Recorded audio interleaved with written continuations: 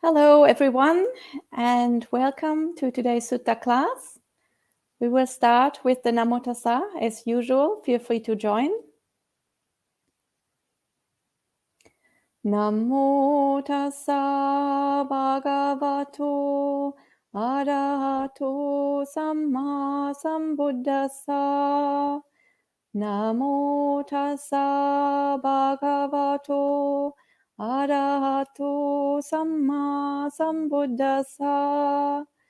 Namo Tassa Bhagavato Arahato Samma Sambuddhassa. Buddhang Dhammang Sanghang Namasami. So, welcome to our last session of our series about the 7 friends from Kassapa Buddha's time.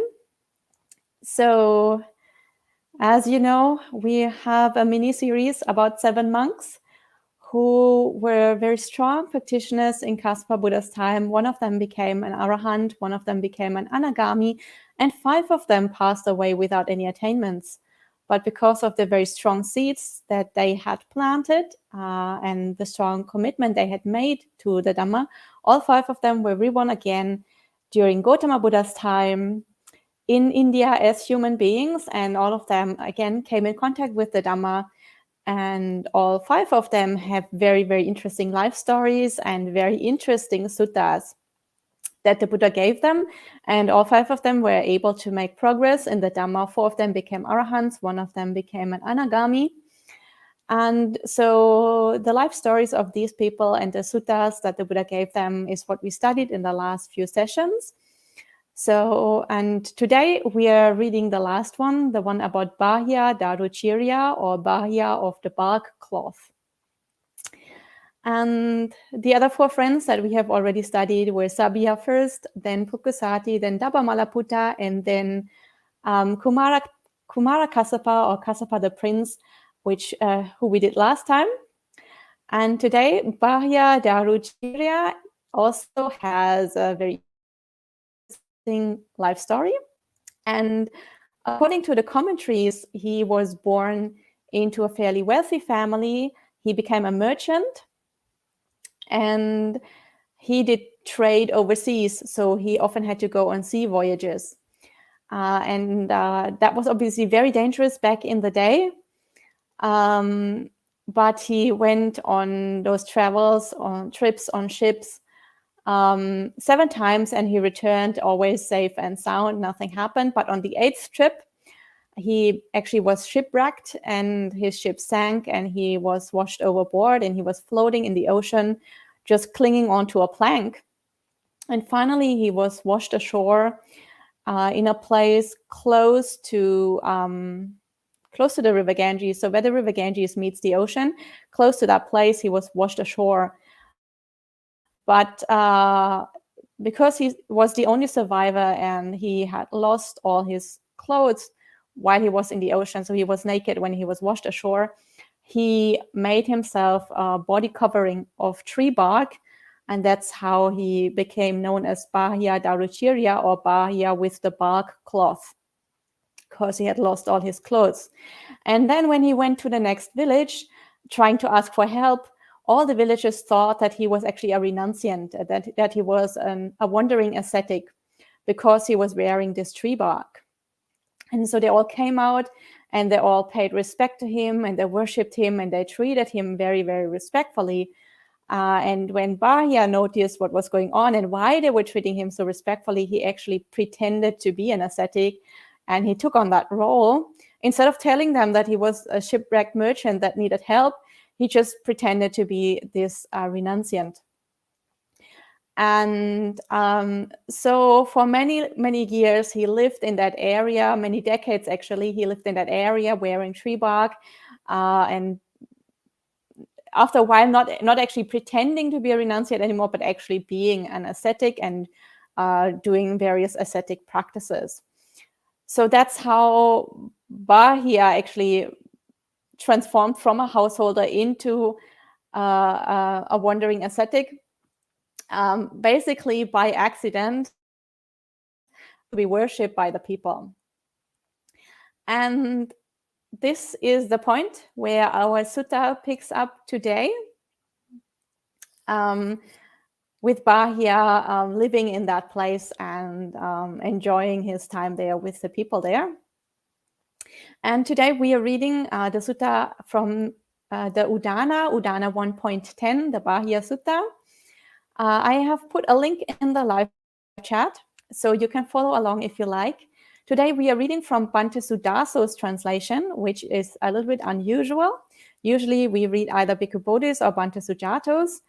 The reason why we are reading Bhante Sudaso's is that Bhikkhu Bodhis is not on Sutta Central, and Bhante Sujato's, actually Bhikkhu Bodhi hasn't made a translation of this sutta, and Bhante Sujato's is on Sutta Central, but there's a mistake there. There's a sentence missing in one of the crucial parts of the sutta where the main teaching of the Buddha is, and it hasn't been fixed yet. So I think it's best not to use that translation. I did contact Bhante Sujato a week ago, but it seems that he's busy and he hasn't looked into it yet. So for that reason, I think it's best that we use Bhante Sudaso's translation today. So the link is there in the live chat, and if you want, you can read along. So the story picks up at this point where Bahia is an ascetic and living there with the people in that village, or close to that village. And the sutta begins. Thus have I heard, on one occasion the Blessed One was living at Savatthi, at Jeta's Grove, in Anathapindika's park. On this occasion, Bahya Daurachirya, or Bahya of the bark cloth, was living at Supadaka, on the shore of the ocean. He was honored, respected, revered, worshipped, and esteemed, and he received robes, alms food, dwellings, medicines, and medical supplies. Then, when Bahya was alone in retreat, this thought arose in his mind. There are beings in this world who are arahants, or are on the way to becoming arahants. I am one of them. So here we see that this introduction to the sutta ties in very nicely with the commentarial story. So usually we have to be a little bit careful with commentarial stories. Sometimes they contradict the suttas in some ways, but here it seems that it ties in very nicely. Bahya Daurachirya is living close to the shore of the ocean because, as the commentary says, he was shipwrecked and he was treated very, very well by the people. They respected him very much and they supported him with the 4 requisites. And because Bahya had received all this worship for so long, many decades here at this point, he actually started to believe that he was treated that well and that he was worshipped so much because he was an arahant. So he gave rise to a lot of pride and a lot of delusion in his mind. And at this point, he receives some help from a former friend, and the sutta continues. A deva who used to be one of Bahya's relatives knew what Bahya was thinking, and out of compassion and well-wishing for Bahya, he approached Bahya and said to him, Bahya, you're certainly not an arahant, and you're not on the way to becoming an arahant. You aren't even doing the practices by means of which you could be an arahant or be on the way to becoming an arahant.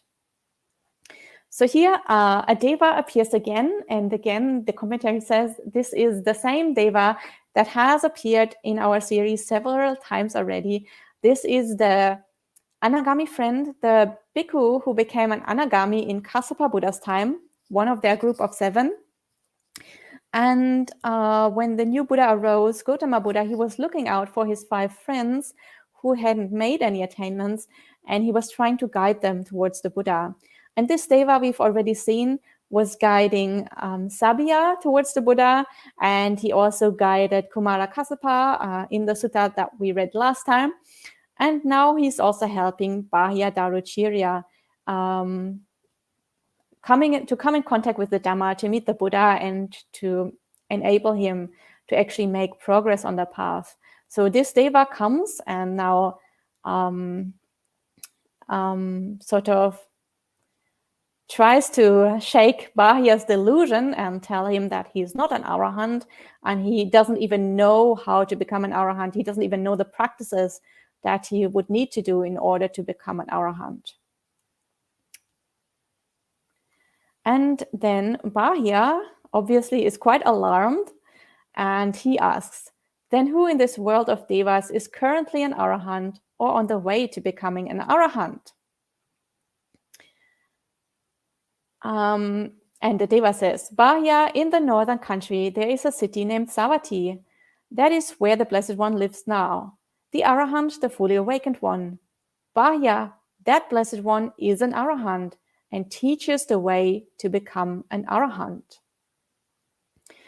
So here we see Bahya's reaction. He doesn't become angry and doesn't ignore the deva and clings onto his own delusion, but he actually takes the deva seriously and is quite alarmed, and actually does have a spiritual interest and does want to become an arahant truly, and is now asking for guidance how to become an arahant, and the deva guides him towards the Buddha and tells him where he should go in order to find the Buddha.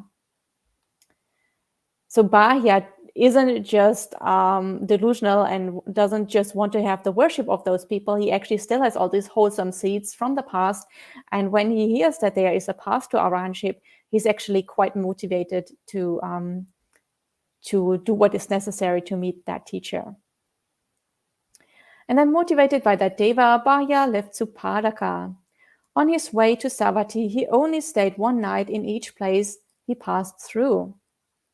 So that means he was really, really, really motivated to find the Buddha as soon as possible, and he didn't even rest on the way. Every place he only stayed one night. There wasn't any time for recuperation or for rest. So he didn't stay 2 nights in one place in order to rest, but he really wandered each and every single day in order to meet the Buddha as soon as possible. And when he arrived, he went to Jeta's grove and entered Anathapindika's park. On this occasion, several monks were doing walking meditation in the open air. Bahya approached those monks and said to them, Bhantes, where does the Blessed One currently live? The Arahant, the fully awakened one. We wish to see the Blessed One, the Arahant, the fully awakened one. And they tell him, Bahya, he has entered the residential area for alms. So the Buddha has gone into Savatthi and he is on alms round. And then Bahya went through Jeta's grove, leaving it behind and entering Savatthi. There he saw the Blessed One going for alms in Savatthi, inspiring, inspirational, his appearance peaceful, his mind peaceful, with the utmost self-mastery and tranquility, trained, restrained, self-controlled, and majestic. Having seen the Blessed One, he approached him and lowered himself to the ground with his head at the Blessed One's feet, saying, Teach me the Dhamma, Bhante, Blessed One, teach me the Dhamma, Sublime One, for the sake of my long-term benefit and happiness. When this was said, the Blessed One said to Bahya, This is not the time, Bahya. I have entered a residential area for alms. So that the Buddha is on alms round, and he does not wait in Jeta's grove for his return. He goes into Savatthi straight away in order to meet the Buddha as soon as possible, and he does meet the Buddha, and he is very, very inspired. And he kneels down on the ground and he bows to the Buddha, and he requests a teaching straight away. But the Buddha tells him, well, this is obviously not a good time. He's on alms round, so this is not a suitable setting for a Dhamma teaching. So usually when we teach Dhamma, the teacher would be sitting down. Everybody should be sitting down. They should be in a comfortable place. It should be a fairly quiet place so that you're not distracted, so you have full attention to the Dhamma talk. So doing that while standing in the middle of a city where it's busy, where it's loud, where lots of people walk by, and there are so many distractions, is really not a suitable way of teaching Dhamma. For that reason, the Buddha declared, And obviously he doesn't refuse to teach Bahya altogether, but he just doesn't want to teach him while on alms round. He would actually be quite happy to teach him later. But Bahya does not give up at this point, and he persists and he continues and says, Bhante, it is hard to know how long the Blessed One's life will last, or how long my life will last. Teach me the Dhamma, Bhante, Blessed One. Teach me the Dhamma, Sublime One, for the sake of my long-term benefit and happiness. A second time, the Blessed One said to Bahya, This is not the time, Bahya. I have entered a residential area for alms.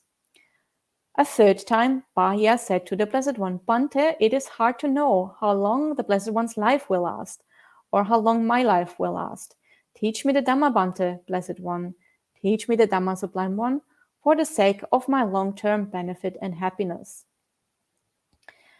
So Bahya doesn't give up, and he persists, and he requests a Dhamma talk again and again,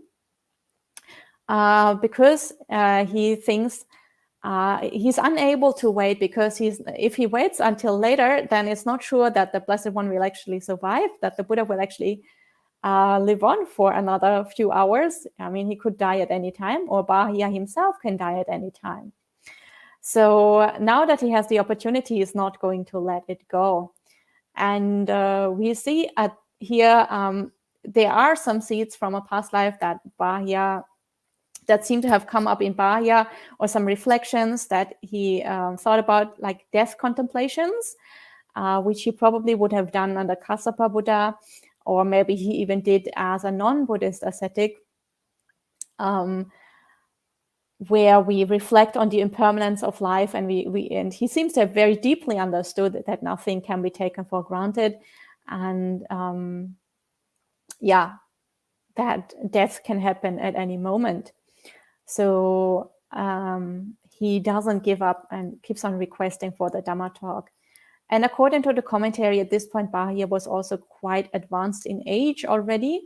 And that's maybe another reason why death was kind of at the forefront of his mind also, because he could clearly see that he wouldn't, that his life was coming to an end.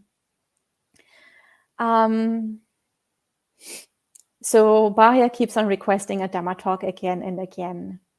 And I think this situation is very similar. It really strongly reminds us, and probably reminds also many of you in the audience, of the situation between Sariputta, how Sariputta encountered the Dhamma when Sariputta met Assaji, the monk Assaji, who was one of the first 5 monks who were converted by the Buddha, who became Buddhist bhikkhus, who formed the earliest Sangha, and who became the first 5 arahants in the world. One of them was the monk Assaji.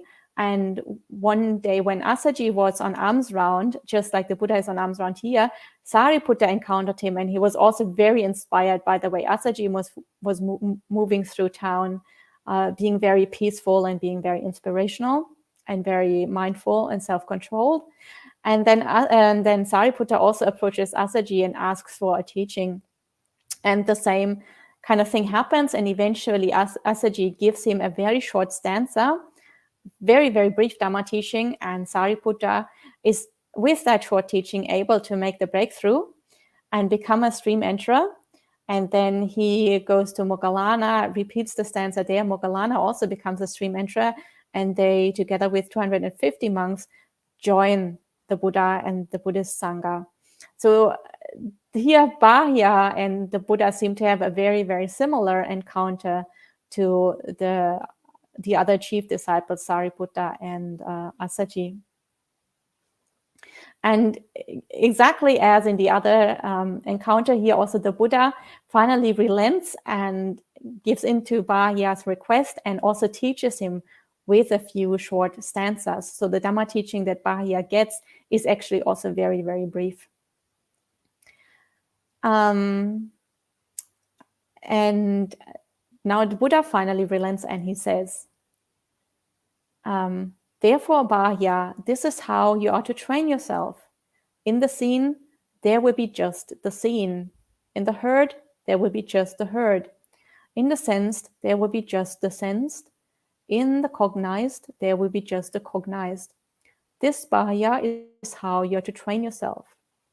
So this is the first stanza. There are 2 more. And in the first stanza, the Buddha now gives bahya a path of practice, how he needs to practice in order to become an arahant. And as we know, bahya had a very, very strong practice from a past life. Therefore, the Buddha here gives him a very, very high level teaching about non-self. And he's teaching it in relation to the 6 sense spaces.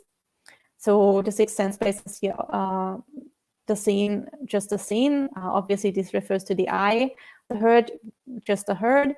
That refers to the ear sense, and then the sensed, just the sensed. That refers to the sense of smell, the sense of taste, and the sense of touches, so bodily touches. So that's a catch-all category for those 3 senses that appears in several suttas, not only just here. And then the cognized, just the cognized, that's of course a reference to the mind sense, the internal sense, so that captures our internal experience, our emotions, our thoughts, our views, our defilements, our habit patterns, all these kind of things that happen internally, while the other 5 senses obviously happen, obviously cover what happens in the outside world, what our outside senses come in contact with. So in whatever way we make experiences, whether from the outside world or internally, we need to understand that these are just experiences. This is just objects, external objects or internal objects come in touch with our senses, and that's all there is. There's only so much. What we usually do is we superimpose a self there, or an I there, or some kind of personal experience there, when actually this is an entirely impersonal process, and the self is what our delusion creates on top of that. And says here, no, it should just be what we see, just the seen, what we hear, just the heard, and not the superimposition of a self or an I that truly doesn't exist. So this is a very high-level teaching about non-self or impersonality.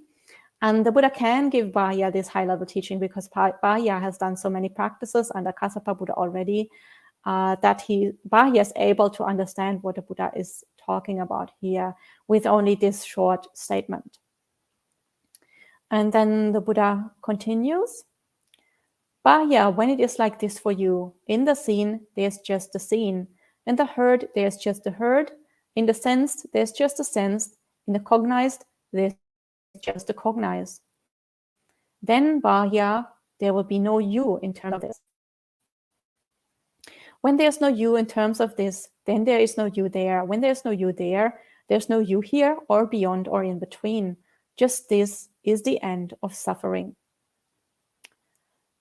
So the Buddha here teaches the entire path to Nibbana, to Bahya, starting from a very high point already. And he says, if Bahya actually trains in that way that he just outlined, so in the seen, just seeing just the seen, or in the heard, just the heard, in the sense, just the sense, in the cognized, just the cognized, then the delusion of a self will be gone. There will be no you in terms of this. So we will not superimpose a notion of a self on any of our experiences, whether they are external, from the external senses or from the internal mind sense. Whatever experience we have, there will be no more superimposition of a self. When we stop doing that, then obviously we don't perceive of any self anymore. We clearly understand non-self. And when we clearly understand non-self, that is the last fetter that we need to break in order to attain arahantship. So the conceit I am, this is one of the last fetters before arahantship. And the Buddha says here, when we don't conceive of this self anymore, then there is no more self here or there. And he says there's no more here. Here refers to this life that we are living at present, beyond refers to a next life, because obviously there won't be a next life anymore, or in between means in the transition period from one life to the next. And the Buddha says, just this is the end of suffering. So this is how we come to the end of the Buddhist path, how we overcome dukkha, suffering, and how someone can attain nibbana.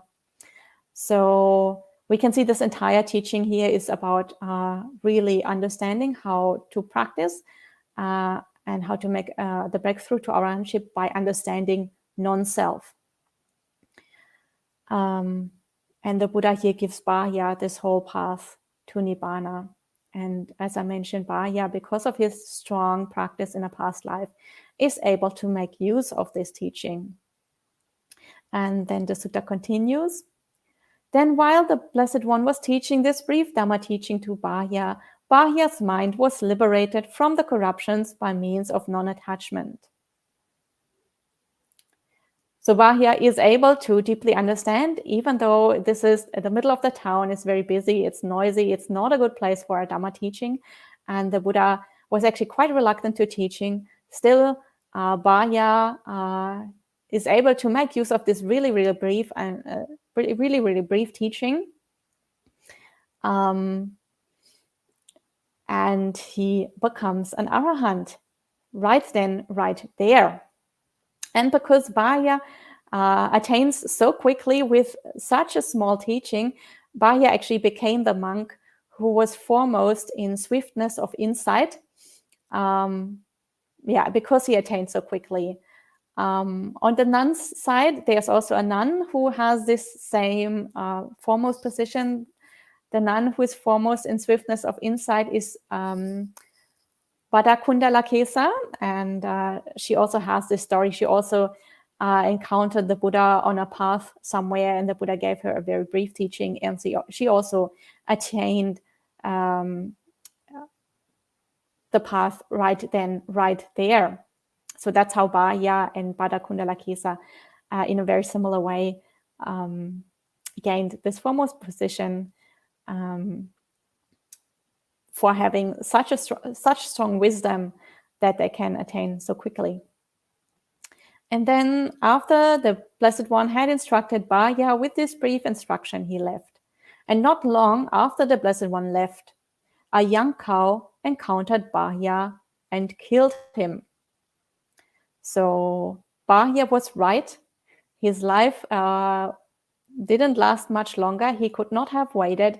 If he had waited for a later time to get a Dhamma teaching, he would not have made it. He would have died as Putujana, as an ordinary person without any attainments, instead of passing away as an arahant. So he was right not to let the Buddha go and to insist on getting the teaching. Because he was killed by that cow. And of course, that reminds us of the story with Pukusati that we read a few weeks ago, where Pukusati also was killed by a cow just before he was able to join the Buddhist Sangha. He was looking for a robe and a bowl in order to be able to join the Sangha and become a monk. And he was also killed by a cow just like Bahya. And so we noticed that both Bahya and Pukusati never actually became Buddhist monks. They had very high attainments on the Buddhist path. One was an anagami, one was an arahant, but none of them actually managed to become a monk because they were killed by a cow beforehand. And the commentary says that this is the same cow that killed both of them, and there are more stories of a cow killing bhikkhus in other suttas. So apparently this wasn't an uncommon experience back then, that people were killed by cows. I don't know if cows were particularly vicious then, or what happened there, but apparently cows were known to trample people to death back then on a somewhat regular basis. So this is not an uncommon thing in the suttas. And as I mentioned, the commentary says that this was the same cow. But I think that's a little bit unlikely because Pukusati Sutta takes place in Rajagaha and Bahya Sutta takes place in Savatthi. So those are hundreds of kilometers away from each other, those cities. So I think it's unlikely that the same cow walked for like such a long distance. And I think it's probably a different cow who killed those two bhikkhus. But I think what is interesting is that when we look at the life stories of those 5 monks, is that there are so many parallels. So it seems that the strong practice they did together under Kassapa Buddha kind of set their lives on very similar paths, and they made very similar experiences in their last life. Not only the cow killing 2 of them before they were able to become arahants, but also how that Deva looked after them so well, and many other parallels, like how 2 of the monks, Dabamalaputta and Kumara Kassapa, became monks at the age of 7, or how many of them actually were already born into an ascetic movement, like Sabya, who was born into a renunciate movement because his mother already was a renunciant, and also Kumara Kassapa was born into the Sangha because his mother was a bhikkhuni. So the seeds to, or the drive towards monastic life was very strong in them already. And we just see that many of their life stories have a lot of parallels with each other, and I think that's because they were so close in a past life that they seem to have been on very similar trajectories in their last life.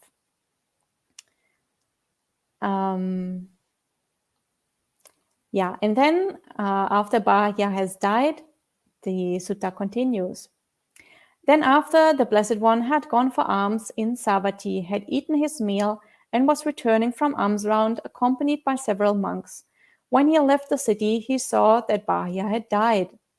When he saw this, he said to the monks, "Monks, take Bahya's corpse, put it on a pallet, take it out and burn it, then build a monument." So a monument here, this is a translation for a stupa. "Monks, one of your fellow spiritual practitioners has died." "Yes, Bhante," those monks replied to the Blessed One. They took Bahya's corpse, put it on a pallet, took it out, burned it, and built a monument. Then they approached the Blessed One, paid respects to him, and sat to one side. When they were seated to one side, they said to the Blessed One, "Bhante, Bahya's corpse has been burned, and your monument has been built. What is his destination? What is his next life?" "Monks, Bahya was wise. He practiced Dhamma in accordance with Dhamma. He did not concern me on account of the Dhamma. Monks, Bahya has attained final Nibbana." So here we have the Buddha, and he asked the monks to cremate Bahya's body and to build a stupa for him. And of course, this is quite unusual for someone who is not a Buddhist monk. Usually we only build stupas for arahants, for highly attained monastics, monks or nuns. Gender doesn't matter here. And this shows again that the Buddha accepts Bahya as a Buddhist monk, even though Bahya never took formal ordination, never had the opportunity to take formal ordination because he died before he was able to. And the Buddha clearly states that he accepts Bahya as a member of the Sangha because he calls him a fellow spiritual practitioner. In other translations, this is called a companion in the holy life. I think this is the expression that Bhikkhu Bodhi uses. The Pali word is sabrahmachari. So this clearly refers to someone who is a member of the Buddhist Sangha. And it shows that the Buddha accepts Bahya because he's an arahant, because he was already a renunciant before, very similar to how he treated Pukusati when he called Pukusati bhikkhu all the time, even though Pukusati also didn't have formal bhikkhu ordination. And it shows that for the Buddha, the practice was more important than going through that ceremony. So the practice and the attainments that they had was more important than the formal ordination procedure. And of course, the Buddha at the end also confirms that Bahya was an arahant. And then the sutta ends with a beautiful little poem or gatha or stanza from the Buddha. And the Buddha says, "But then the Blessed One, having understood this matter, made this proclamation at that time. Where water, earth, fire, and wind have no hold, where stars do not shine and the sun has no radiance, where the moon does not glow and darkness cannot be found. When one personally knows this, a sage, a holy person of true wisdom, then from form, formlessness, pleasure, and pain, they are freed." So here the Buddha gives a description, some kind of description of Nibbana, or it's not actually a description of Nibbana, but it's a description of what Nibbana is not. So Nibbana is not a place anywhere in the world as we know it. It's not in our material world. It's not a plane of rebirth in a heaven realm or a lower realm. It's just it cannot be measured in our ordinary experience with the material elements that we know here described as water, earth, fire, and wind. It's not somewhere in outer space. It's not somewhere up in the heavens.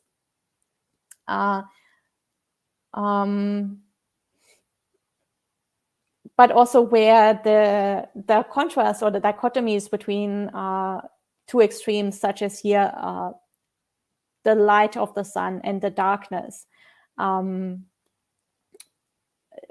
This also doesn't make sense. So it doesn't, when we say the sun or the stars do not shine, it doesn't mean that it's dark there. So it's just that these kinds of dichotomies don't have any meaning when we talk about Nibbana, because they all refer to the world as we know it, to the samsaric world. So when somebody has truly understood this, as the Buddha says here, then they are freed from pleasure and pain. So especially from pain, they're freed from dukkha, they're freed from rebirth. And they're freed from rebirth because the Buddha says here, from form and formlessness, they are freed. So these refer to different ways of rebirth, either in form realms or formless realms. So we're just entirely freed from anything in the samsaric world, any kind of description that we could give, because all kinds of description we could give all refer to the samsaric world, and nothing of this applies, obviously, to Nibbana. So with this very beautiful, inspiring stanza, the Buddha ends this sutta. And at this point, I am also going to end our sutta discussion for today. If you have any questions or comments, you can type them in the live chat, and I will see if I can answer them.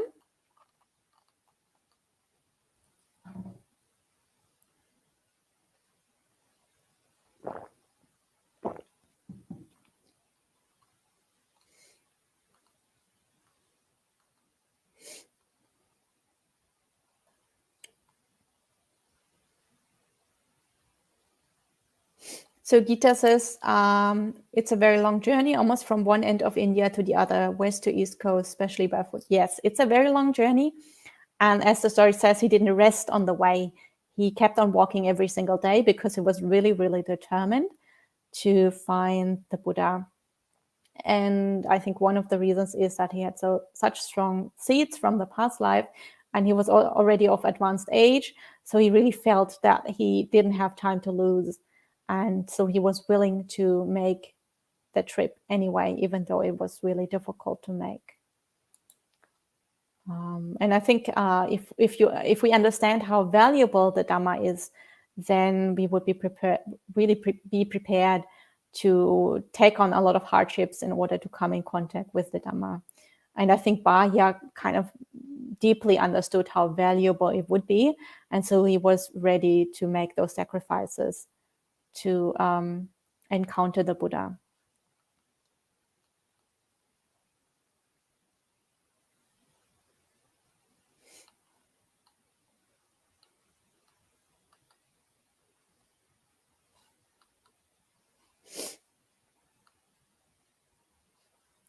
And Pial and Indira ask Is the noting technique of meditation I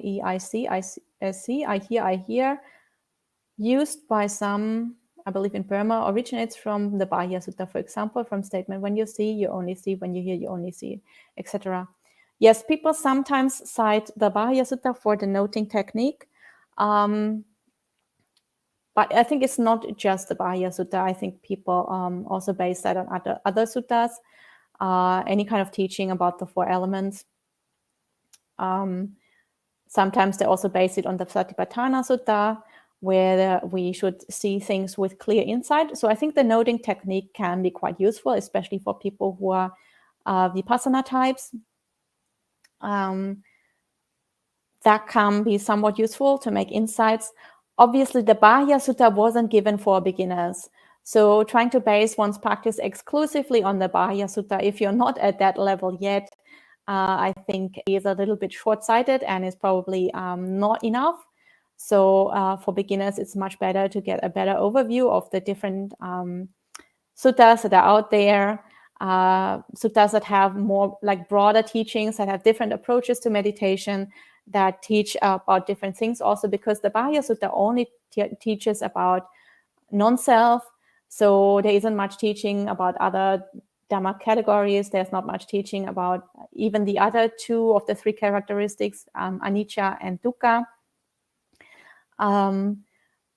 And for beginners, it's much, or for people who are not at the level of just being on the brink of arahantship yet, it's much better to have a broader approach to the practice.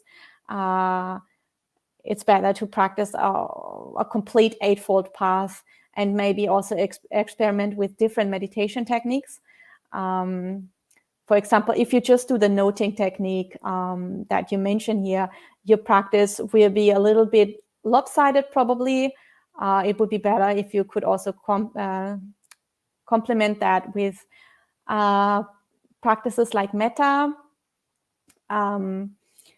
and maybe some other techniques from time to time, because the Bahya Sutta was really given to an arahant, and most people are not on that level yet.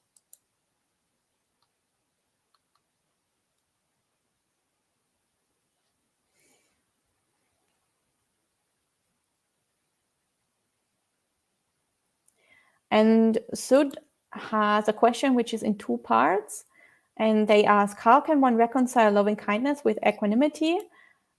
Since if you consider what is seen is just seen, what is known is just known, it feels like you are letting go, but then in loving kindness, you are holding on to emotion. So in loving kindness, if you're doing it properly, you're not holding on to emotion. In loving kindness, if you do it properly, then you're not holding on, you're letting go. And what you should feel in loving kindness is your heart really opening up and becoming boundless, and actually letting go of everything that is in there. Obviously, that takes a lot of practice in order to be able to do loving kindness that is, as the sutta says, immeasurable, boundless, and so on. So, but if you do it properly, if you actually do Brahma Vihara practice properly, then there is no holding on. So loving kindness should be an emotion that naturally comes if you let go of everything.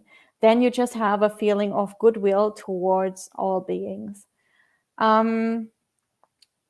So if you hold on and then there's still clinging there, then you're not doing loving kindness practice properly yet to the full extent as it should be practiced. So that can be a beginning stage, but it's not the end result of loving kindness practice. If you're holding on, then your metta is very limited to people that you like, maybe, or that people you're practicing towards, or maybe if you're practicing loving kindness towards yourself, then you're clinging to yourself. But if it feels like you're holding on, then your heart hasn't properly opened yet, and it's not properly boundless yet. So that's just a preliminary stage of metta, not the final stage yet.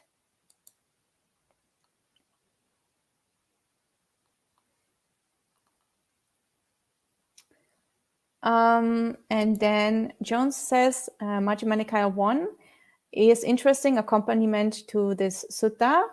And so Majjhima Nikaya 1 obviously is the it's called I think the root of all things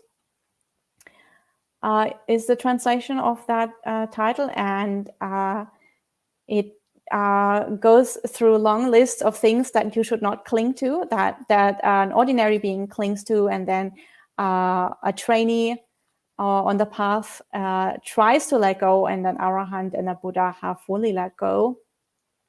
So yeah, Majjhima Nikaya 1 is a lot more detailed, obviously, than the Bahya Sutta, which only has a few short stanzas. The thing with the Majjhima Nikaya 1 is that many people find it somewhat hard to understand, hard to practice. And this is the only sutta in the entire canon where the monks in the end did not delight in the sutta. So apparently it was also too difficult for the monks back then to understand. So Majjhima Nikaya 1 is good for people who can relate to that sutta, but for some people, they feel like they cannot relate to the sutta. But if people enjoy Majjhima Nikaya 1, definitely it's a very, very good sutta to go along with Bahya. I think you're right there.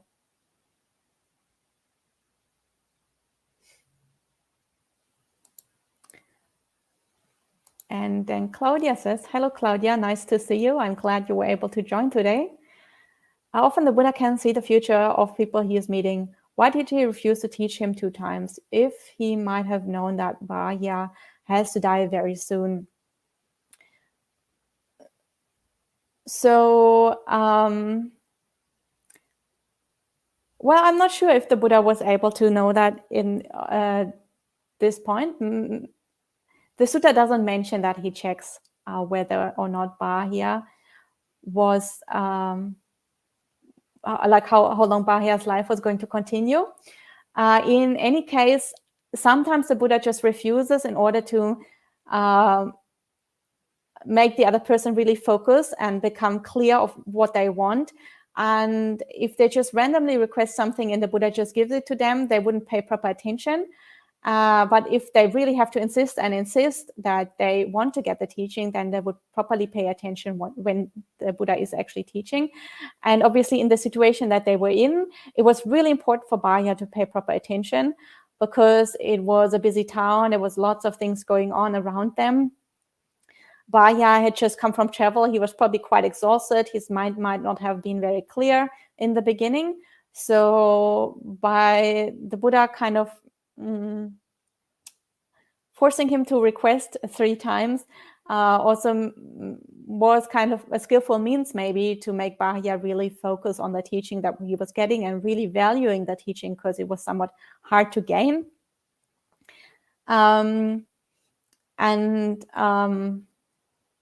Maybe I think the most likely explanation is that it was a skillful means in order to make Bahya properly establish mindfulness and value the teaching that he was getting.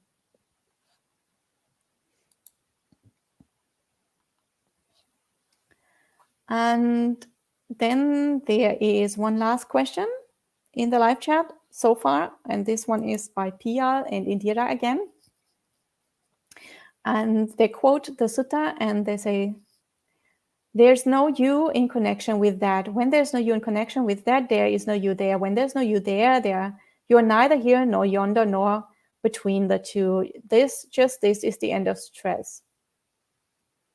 Does the above passage point to emptiness or planes of rebirth you mentioned? So you're quoting not from Bhattacharya's translation, but I think this is Ajahn Thanissaro's translation.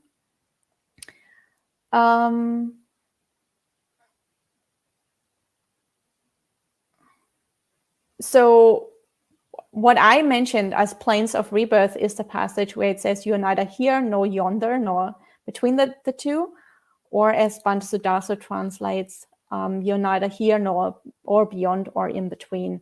So that passage clearly refers to our life now. That's being here.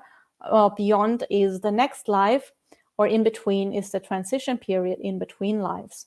I think that's quite clear. the part above that, with there being no you in connection with that, and there no you being there, that refers to non-self. And non-self is basically another expression of emptiness. So you can't really differentiate between the two. When you talk about non-self, it also means that things are empty, empty of an inherent existence, just existing as a process based on conditions. And when the conditions cease, then the result also will fall apart. So you can't really differentiate between the teaching of non-self and the teaching of emptiness. These are basically the same, two sides of the same coin, the same thing. So the one passage refers to rebirth, and the other thing refers, as you say, to emptiness or to non-self, which are basically the same thing. So I see no further questions so far. The Bhaya Sutta obviously is a very profound sutta, teaching about emptiness, which I think is very beautiful, very inspirational. And if there are no further questions, then we can end for today, and we can end our mini series about the monks from Kassapa Buddha's time. I hope you enjoyed all their beautiful and unusual suttas and all their beautiful and inspiring life stories. And I think it's also very beautiful to see how, if you have a strong practice in one life, that can carry over many lifetimes, and that can enable you to come in contact with the Buddha again when the opportunity arises in the future. Even if in the life now, you don't have any attainments, just like the 5 monks didn't even gain stream entry, but still the seeds that they planted were so strong that they came in contact with the Dhamma again when the opportunity arose. So for that reason also, I think these stories and these suttas are very, very beautiful. And so I hope that you enjoyed this mini-series. We will end for today with 3 sadhus. Feel free to join in if you like. Sadhu, sadhu, sadhu. And I will see you all next Tuesday when we start a new series.